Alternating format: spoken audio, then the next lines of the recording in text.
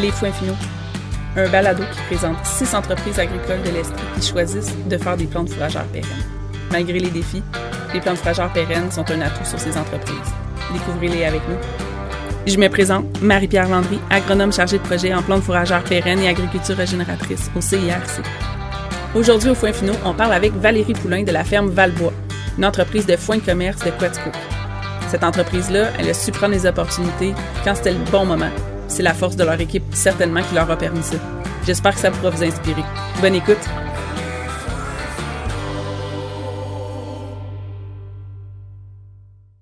Salut Valérie! Salut Marie! Ça va? Oui, toi aussi? Yes. J'aimerais ça que tu prennes un petit 2 minutes pour te présenter puis ton entreprise. Ben oui, c'est facile. Valérie Poulain, propriétaire de la ferme Valbois, ici à Quaticook, sur l'autre versant, derrière l'église Saint-Edmond. Avec mon conjoint Francis Boisvert, on a parti ferme Valbois en 2009.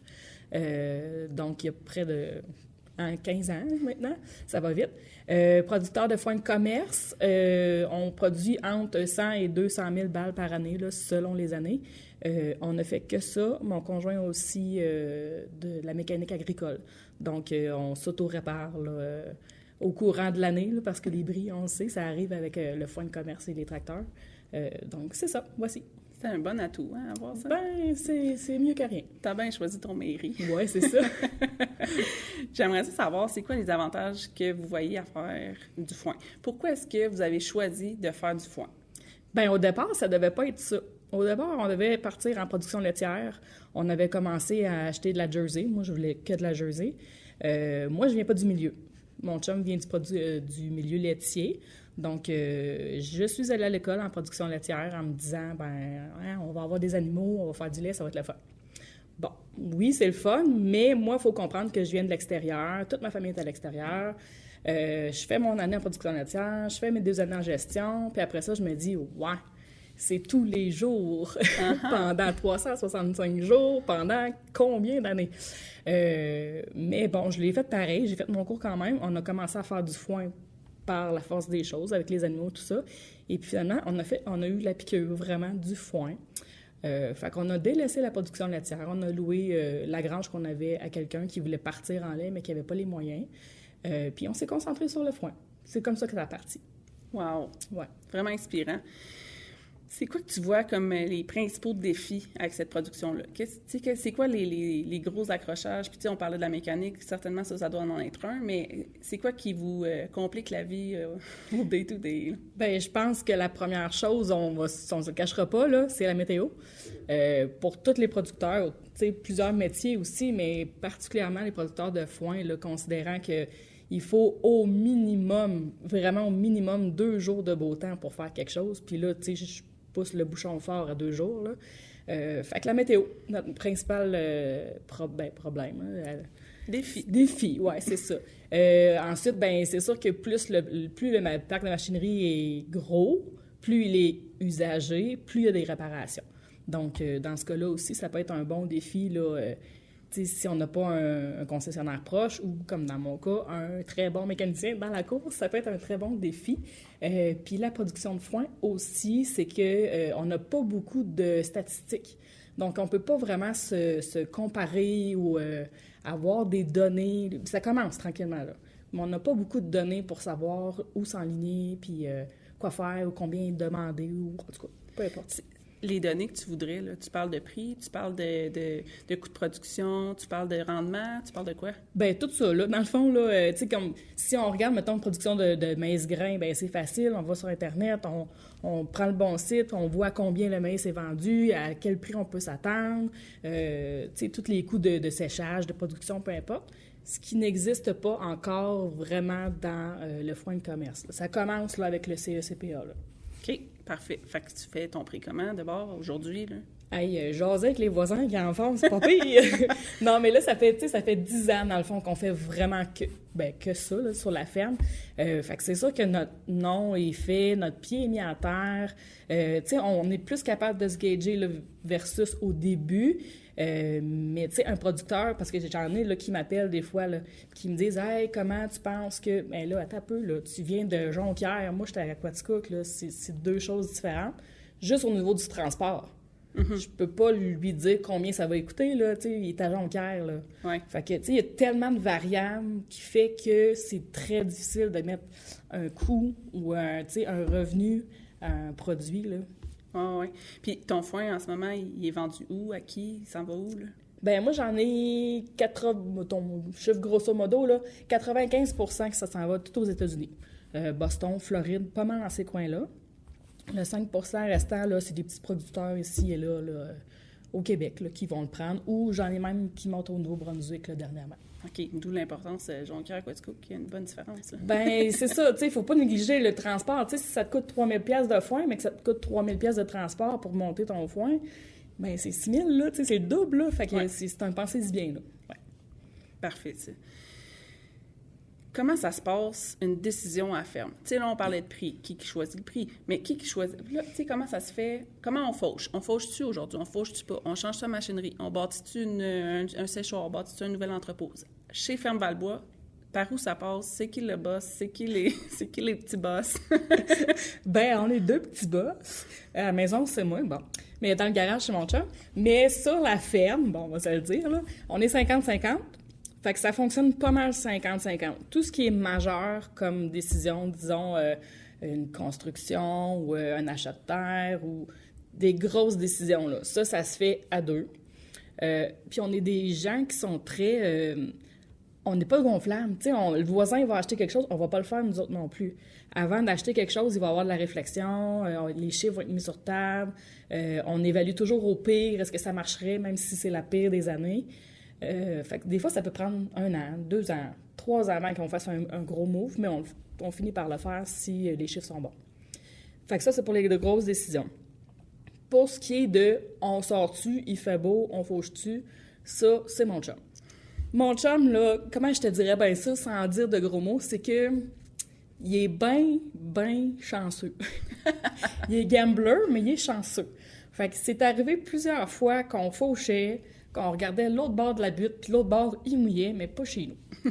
Fait que ça, c'est lui qui prend les décisions. Au niveau des employés, c'est pas mal moitié-moitié. Ça dépend, c'est sûr, au niveau du garage, c'est vraiment lui, parce que moi, je connais rien en mécanique. Mais tu sais, s'il y a quelque chose, ils peuvent se référer autant à un qu'à l'autre, là, il n'y a pas de problème. On se parle vraiment beaucoup, là, il y a beaucoup de communication, là, sachant que des fois, on n'est pas nécessairement dans le même champ, là. Fait que c'est ça. Puis tu sais, du fait d'avoir une production qui est, somme toute, au Québec, assez unique, là, vous n'êtes pas 5000 producteurs qui fait ça, là. C'est qui tes personnes ressources en dehors de toi puis ton chum? Tu sais, c'est qui tes... Tu sais, t'es pas obligé de nommer des noms nécessairement, mais des producteurs, tu sais, est-ce que tu te fies sur d'autres producteurs en qui tu as confiance? Est-ce que tu as des conseillers qui t'épaulent là-dedans? C'est quoi ton noyau de ton équipe là, avec un grand E, mettons? Bien, c'est sûr que, comme je te disais tantôt, on fait beaucoup de communication, de blabla avec les voisins qui en font. On en a quelques-uns ici en région. Je te dirais que le CQPF a joué un gros rôle dans les dernières années. Là, moi, je l'ai plus découvert, mettons, il y a 3-4 ans, là, le CQPF. Ça a été une bonne source d'informations, même pour se rassurer à certains points. Les journées à foin, on rencontre beaucoup de producteurs aussi. Ça a été vraiment extraordinaire. J'ai des amis producteurs de foin à Montmagny. J'en ai un petit peu partout, là. Fait que parfois, on se communique. Saint-François-Xavier, Stansted. C'est le fun. On peut communiquer comme ça. Fait que oui, c'est ça. C'est communication avec les autres autour. Puis le CQPR, je pense que c'est vraiment les... C'est vraiment les points majeurs. C'est vraiment les personnes majeures là, qui font qu'on est capable de progresser ou de s'informer ou d'évoluer, là. Parfait, parfait. Moi, je me demandais, as-tu en tête une meilleure année ou un méchant bon coup que vous avez fait une fois que, tu sais, une construction que, hey, ça a vraiment bien à donner cette année-là, ou, tu sais, un coup de cœur de décision ou d'année que vous avez eu sur votre entreprise depuis 2009? J'en ai 2. Un coup de cœur de décision puis un coup de cœur d'année. Coup de cœur de décision, 2017, on a fait la construction d'un séchoir à foin. Cette année-là, je ne sais pas si tu remontes dans tes souvenirs, si tu te rappelles, ça a été une année de, je ne sais pas si je peux le dire, mais de marde. Ça a été brumeux les matins, c'était épouvantable, c'était humide cet été-là, il a mouillé. Bon, pas autant que l'année passée, mais ça n'a pas été une belle année. Là. Au niveau météo, ça n'a pas été une belle année. ça nous a vraiment sauvés, là. Je te dirais que peut-être 30% de la production a fallu que ça passe dedans, là. Fait que si on parle 30% de 100 000, mettons, à ce moment-là, c'est quand même beaucoup, là. Ah ouais. Fait que ça, c'est mon coup de cœur investissement ou décision. Coup de cœur de l'année 2022. 2022, ça a été une sacrée belle année. Il a fait beau, il a fait chaud. Certaines régions ne diraient peut-être pas la même chose parce que les autres ils ont eu des sécheresses. Nous autres, on a un beau corridor aussi à Aquaticook. Cette année-là, on a pété le 150 000. Là. Ça a été vraiment une belle année. L'équipe était drivée, motivée. Il a fait beau, c'est agréable. On disait, ben on jette tout à terre. Mais jeter tout à terre en 2022, là, c'était 500 heures one shot. Là. Fait que, tu sais, quand on a 1200 à faire, ça se fait vite. Là. Fait que, tu sais, mi-juillet, c'était fini, première coupe, puis merci, bonsoir, là, tu sais. Ce qui était vraiment pas le cas de l'année passée. Mais ouais, ça m'a été mon coup de cœur de la saison, mettons. Comme les gambles étaient faciles cette année-là, il y avait moins de... il n'y en avait pas. Francis, il il disait « J'ai pas de fun. C'est bien trop facile. Mon chum, il a besoin d'un peu de... » Tu sais, hein? Mais non, c'est ça. Cette année-là, je me souviens qu'il m'a clairement dit « C'est pas le fun, c'est trop facile. » Pas drôle, ça. Ben non, hein? Pas drôle. Écoute. Puis, tu me vois venir, je pense, mais y a-tu une année, tabarnouche, ça a été tough? Une décision, là, hey, ça, on s'est vraiment tiré dans le pied cette fois-là, ou ça, cet investissement-là, hey, on s'est-tu fait avoir? J'aimerais ça savoir c'était quoi, puis qu'est-ce que tu ferais de différent? Ou est-ce que, finalement, tu le laisserais pareil, puis tu dis, si j'ai appris telle puis telle affaire, ou finalement, là, si j'avais fait cette chose-là, si j'avais écouté cette personne-là, ben ça aurait été différent, puis j'aurais passé une bien plus belle année, j'aurais trouvé au rythme dans moins. Ben encore là, j'ai 2 années, mettons, si je peux te dire, une de décision puis une de météo. Commencer par la météo parce qu'elle est trop facile. L'année passée, c'est pas plaisant. Là, il y avait beaucoup trop de challenge, de gambling, là, ça allait pas bien. Là. Mais tu sais, je dis ça va pas bien, mais on a quand même fait 100 000 balles, ce qui est au-dessus de 50 % de notre production. Versus, si je regarde, mettons, les statistiques de la région pour l'année passée, là, je suis au-dessus de la moyenne. À 100 000, je suis très bien placée. On se fait même demander comment est-ce qu'on a réussi à faire ça.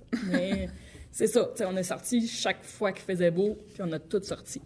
Mais je te dirais que c'est une année à oublier. Ouais, hein? Ouais, c'était pas le fun. C'était vraiment tout le temps ce stress, des nuits blanches à se demander vas-tu mouiller, vas-tu pas mouiller, checker la météo 72 fois par jour. C'est long. On a eu 3 journées en juillet où il n'a pas mouillé. Ah, c'était épouvantable. Puis il était pas collé. Mais je sais, c'est ça. C'est la première fois qu'on faisait du foin 2 jours, là. Mais c'est parce que, tu sais, au niveau manutention, c'est épouvantable. Là. C'est vraiment pas le fun. C'est pas nos objectifs à nous, c'est vraiment pas ça. Là. Fait que ça, c'était 100 000 balles, il y en a combien qui ont passé dans ce séchoir cette année? Oh, je sais pas, j'ai arrêté de faire le calcul. Ah non. Beaucoup. Oui, beaucoup. Beaucoup trop. Puis tu sais, on a fait de la balle ronde, on a fait de la balle carrée, on a fait de la balle baron. On a essayé tous les moyens possibles pour essayer de combler pas les pertes, mais oui, d'une certaine façon, on essaie d'aller chercher un autre marché ou en tout cas. Ça a été très... Les entrepôts, en ce moment, ils ont l'air de quoi? Tu sais, c'est bien beau d'y faire, mais ça serait fun qu'ils sortent aussi. Ça a l'air de quoi? Ah, moi, ça sort. J'ai pas de problème. Ouais. Là, ça va bien. C'est sûr que 2022 nous a un peu sauvé la peau. Ouais. Parce qu'il était tellement plein, ça sortait de partout. On ne savait plus où en mettre. Là, on en avait vraiment beaucoup. Fait que ça nous a un petit peu sauvés. Mais non, ça sort bien. Il en reste encore, mais ça sort bien. C'est correct. En ce moment, on est en début janvier là, quand on se parle. Fait que, il reste encore du temps avant ma première coupe. Oui, je suis pas inquiète. D'après moi, on va pouvoir cleaner ça d'ici juin, puis on repart sur de nouvelles bases. Parfait, un plancher propre pour juin, je te le souhaite. Oui. Puis ta deuxième année que tu me disais? Oui, ça, je peux pas te dire c'était en quelle année exactement, mais Francis avait eu un monsieur qui l'avait appelé pour y louer sa terre dans le coin de Stansted, mais creux à Stansted, là. Puis on s'était assis, puis il m'avait dit « Tu penses-tu que... » Puis j'avais dit « Pense pas que... » Mais finalement, il a décidé que oui. Oui que. Oui que. Fait qu'il a loué cette terre-là. On a chialé tout l'été. Non, c'était pas le fun. C'est trop loin.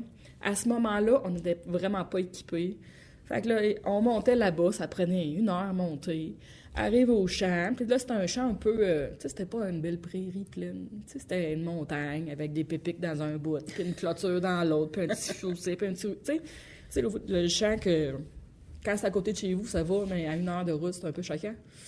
Là, pogne un flat sur un tracteur. Là, t'es obligé de redescendre ici, en auto. C'était du voyagage, c'était des pertes de temps épouvantables. On a eu un bel été, ça a été du foin quand même pas pire, mais tu sais, c'était pas du jeune foin, c'était du foin un peu plus vieux.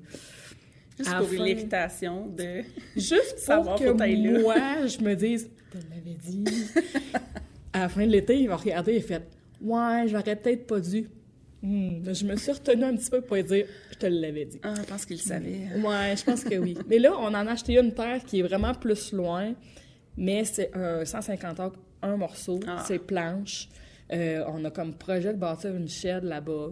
Puis quand on monte là-bas, là, ça vaut la peine. 150 acres, tu montes, là, tu montes toute ta machinerie. Bon, ça flotte s'il faut, il n'y a pas de trouble. Là, on est plus équipés maintenant, là. Mais tu sais, ça fait peut-être 8 ans, la dernière shot, là. Mais ouais. Fait que ça a changé depuis, là. Mais quand on a acheté ça là, loin, là, je disais à Francis, j'ai dit, t'es sûr? J'ai dit, là, on s'est assis, puis on a calculé, puis je veux pas que ça fasse comme la shot à Stansted, là. Ah, c'est certain que probablement, il fallait que vous passiez par ce champ-là loué à Stansted pour pouvoir faire un bon choix sur les prochaines terres à acheter définitivement. Parce que là, acheter, c'est à toi. Oui, bien, c'est ça. Mais c'est un bon deal. Fait que, tu sais, c'est sûr que c'est une bonne affaire, mais tu sais, il faut pas dire que la décision qu'on a prise cette année-là avec Stansted, c'était inutile. Non, on a appris quelque chose aussi, là. Fait que, mais cet été-là, là, je l'ai trouvé rough aussi, là. Juste, oui, c'est le petit bobo qui est tout le temps en train de se faire je te frotter. Dit. Oui. Cette terre-là. Oui, un flat là-bas, c'est sûr. Qu'est-ce que je t'avais dit? Hein? Qu'est-ce que tu dirais qui est le facteur limitant en ce moment pour Ferme Val-Bois? Je dirais probablement, la météo, toujours, c'est ça, c'est ça. On espère toujours revoir 2022 plein de fois. Mais outre le facteur météo, je dirais les superficies. Okay. C'est sûr que moi, là, à 1200 heures, qui ne sont pas toutes collées les unes sur les autres, fait que j'ai de la distance entre chaque. Ma terre qui est plus loin est à Saint-Isidore, là. Donc, c'est 25 minutes de voiture. Fait qu'on s'entend qu'en tracteur, c'est plus long. Fait que, tu sais, c'est ça. Les distances, là, entre chaque terre, outre la météo, c'est un bon facteur limitant, là. Maintenant, j'ai une bonne équipe, ils sont bien drivés, j'ai la bonne machinerie, ça va bien. Fait que je pense que pour moi, ça serait vraiment les possibilités, dans le fond, que je peux pas avoir autour parce que les terres sont déjà toutes achetées ou sont à des prix épouvantables. Exact. On s'en est fait offrir là, à 20 000 $, de l'autre. C'est quelque chose de ridicule. Là. À m'emmener, non, mais tu sais, à m'emmener, je veux bien, mais il faut que ce soit rentable au bout du compte. Oui, il n'y a pas juste l'augmentation de la valeur de la terre. À un moment donné, il faut... C'est ça, les intérêts, pas pour faire des paiements. C'est ça. Et voilà. Fait qu'il faut bien faire les calculs pour voir si c'est rentable ou pas. Si faire 40 minutes de tracteur, c'est plus rentable, acheter cette terre-là, ben écoute, faisons-le, mais arrangeons-nous pour ramener le foin plus rapidement, fait que des voitures plus grosses ou des machineries plus efficaces. Tu sais, il y a d'autres façons de compenser là, les intérêts ou les montants faramineux des terres. Là. Exact. Parlant d'équipe, tu sais, tout le monde parle de pénurie de main-d'œuvre. Sous le babillard, sous Crifa, il y a des annonces pour tirer des vaches. Il y en a une nouvelle à chaque semaine, quasiment. Oui. Comment ça se passe chez Ferme Val-Bois? Ben, je veux pas... Écoute, je vais toucher du bois, je sais pas si je devrais le dire, mais ça va super bien. Chaque année, j'ai 2, 3, 4 demandes que je suis obligée de refuser parce que j'ai pas d'espace. J'ai des stagiaires tous les ans aussi. Là, en ce moment, j'en ai 2. Mais non, c'est une bonne équipe. Mon plus vieux, il est avec nous autres depuis 10 ans. J'en ai un depuis 8 ans, 6 ans. Tu sais, ils sont bien drivés, sont là depuis des années. J'en ai un que je connais qui est en stage en ce moment. Je le connais depuis qu'il est né. Là, ça fait des années que je connais ses parents. Fait qu'il a toujours été un petit peu autour. Fait que c'est super le fun. Là. L'équipe s'entend toutes bien aussi. Là. Fait que pour moi, en ce moment, l'enjeu main-d'œuvre n'est pas dans ma poche, puis j'espère que ma poche va rester fermée. Je suis certaine que tu es consciente que c'est un équilibre qui peut être fragile, puis que tu leur fais attention. Là. Ça, c'est certain que ça doit rentrer là-dedans. Là. J'avais un professeur ici au cégep qui m'avait dit la chose qui va vous coûter le plus cher dans probablement dans vos dépenses, ça va être les employés. Mais c'est ce qui est le plus difficile à garder. Puis c'est ce qui, si vous les gardez, va vous en rendre le plus, dans le fond, qui va être le le plus efficace. Puis effectivement, j'ai bien retenu cette leçon-là. Merci, Carl Thibault. J'ai bien retenu cette leçon-là. Puis je pense que mes employés, ça fait partie de la famille. Je m'en occupe comme si c'était mon frère, ma soeur, mes enfants, limite mon père. J'en ai un qui est plus vieux maintenant. Mais oui, effectivement, mes employés, je les aime beaucoup, beaucoup. Moi, j'aime bien que tu soulignes leur fête toute l'année. Moi, je suis comme, je les connais pas personnellement, puis je suis comme, lui, oui, je me souviens avoir vu des vidéos de lui, sa presse. Oui. Pourquoi pas? Je les présente sur ma page Facebook, dans le fond, que tu parles. C'est ça, je les présente, je les souligne les bons coups, les fêtes. On sort à Noël, on est allé voir un show d'humour à Noël, gros party aussi là, de Noël, souper, compagnie. Souvent, on fait un dîner au début de la saison. Tu sais, je les gâte, là, je m'occupe d'eux autres. Là. Mais il faut parce que c'est ça, c'est une famille, tu passes beaucoup de temps avec eux. On leur demande beaucoup aussi, tu sais, disons qu'on part, là, comme 2023, là, on part, là, il fait beau. Bien, ça se peut que tu sois dans le champ 20 heures sur 24, là, à la limite, là. Fait que, puis c'est stédé, là, t'arrêtes pas, là. Fait que, c'est quoi d'y offrir une slush parce qu'il fait 40 degrés ou... tu sais, je veux dire, prends-le le temps, là, il arrêtera pas, il est là, il se dévoue à ton entreprise. Fait que je me dévoue à eux autres le plus que je peux. Ah, c'est parfait. C'est vraiment inspirant d'entendre ça. Puis moi, je paye des slushs à mes techniciennes de temps en temps quand il fait bien chaud. En fait, quand j'ai goût qu'ils m'en chercher une. Ouais, c'est ça! Et j'aimerais ça savoir si tu as un souvenir qui est comme super cher à tes yeux ou tu sais, qui est en lien avec le foin. Puis ça peut être un souvenir, tu sais, tu viens pas de la ferme, fait que probablement un souvenir d'enfance, c'est peut-être moins évident, mais un beau moment avec ton chum ou ta famille ou ta gang qui a vraiment un lien avec le foin sans vraiment l'être, que ça... C'est parce que c'était dans le temps des foins ou parce que l'odeur, mais est-ce que tu as un souvenir qui va toujours être très cher dans ton cœur, qui est rattaché à la saison des foins? Ben moi, je viens pas d'une ferme, mais mon grand-père, quand moi j'étais jeune, avait une ferme.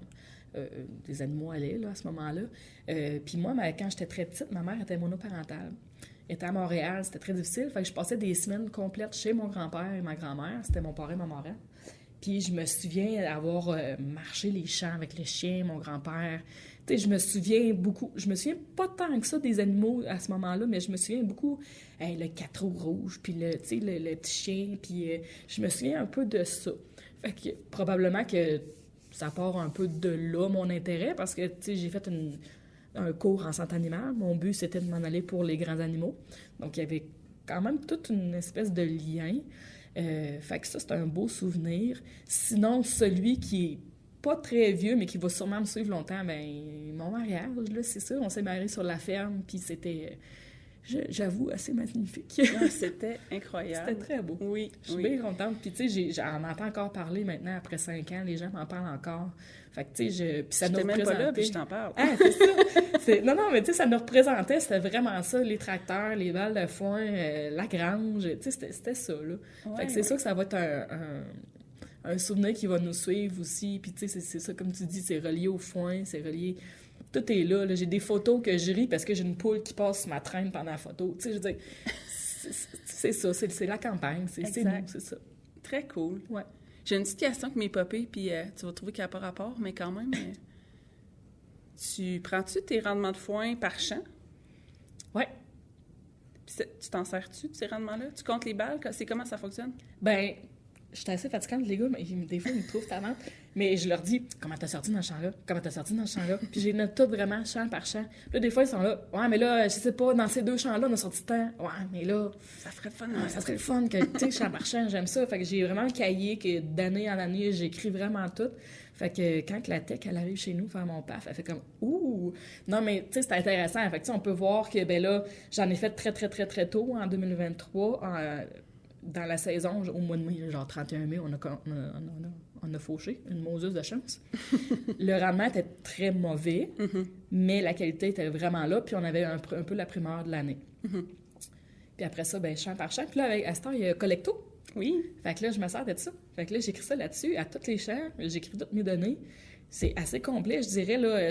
Dans le fond, je recopie mon cahier, là. C'est vraiment tel qu'il était. C'est juste qu'eux autres, ils te donnent le kilo à l'hectare, puis ils comparent selon la région. Oh, j'aime ça. Ah, j'adore ça. Moi, c'est un petit challenge. Pas de dire, ben, je t'envoie la moyenne. Tu sais, non, mais faut pas se donner une tape dans le dos comme on peut. Là, il faut certainement. Mais oui, je suis fatiguée avec ça. Y a-tu un compte balle, ça presse ou quand c'est... Oui, ouais. On a des comptes balles, tout ça, mais c'est sûr que, tu sais, dans le fond, moi, je vais écrire jour par jour combien on a fait avec le nombre que j'ai le compte balles, mais les gars vont sont capables de me dire, ben on a sorti, mettons, 6 voitures de 434 balles. Ah, OK, ben là, je viens confirmer mon nombre. Parce que le compte balles... ouais, mais c'est parce que le compte balles, des fois, t'en as une qui va briser, ou t'en as une que tu fais, ah non, celle-là, je la mets pas. OK. Fait que c'est sûr qu'il y a une petite marge, là. Ouais. Mais, tu sais, je suis pas loin de la vérité en comparant à ces deux-là. Puis, mettons qu'on rêve, là, y a-tu une bébelle, t'aimerais ça qui soit inventée pour vous aider, tu sais... mettons qu'on oublie la météo, encore une fois. Mais tu sais... un ramasse-nuage. Un ramasse-nuage, j'adore! Très Ghostbuster. Ben oui! Là, mais c'est parce que moi, je me réfère à la patte patrouille ici, là, qui avait mon Dieu! Un avaleur... Oui. Non, mais j'ai déjà des enfants. Un avaleur de nuages, là, pour enlever la pluie. Ah, je trouvais ça donc bien magnifique. Moi, c'est la seule affaire que j'ai retenue de ce film-là. J'aimerais beaucoup être la personne qui invente ça. Je serais vraiment très, très riche. Dire, on sort aujourd'hui, parfait, OK, champ numéro 2, on met la machine. Merci, bonsoir. On le remet après, là, c'est pas grave. C'est ça. Tu pas nuit 3 jours après, juste pour contrôler quand il... Non, ça serait magnifique. Moi, je souhaite toujours... en fait, puis je vais te le souhaiter pour la prochaine saison, je te souhaite, pour 2024, un été rempli de 5 jours de beau temps, 2 jours de pluie. 5 jours de beau temps, 2 jours de pluie. Non, mais si ça serait facile, vraiment. Non, mais mon chum me dirait encore c'est trop facile. Oui, probablement. C'est ça. Probablement.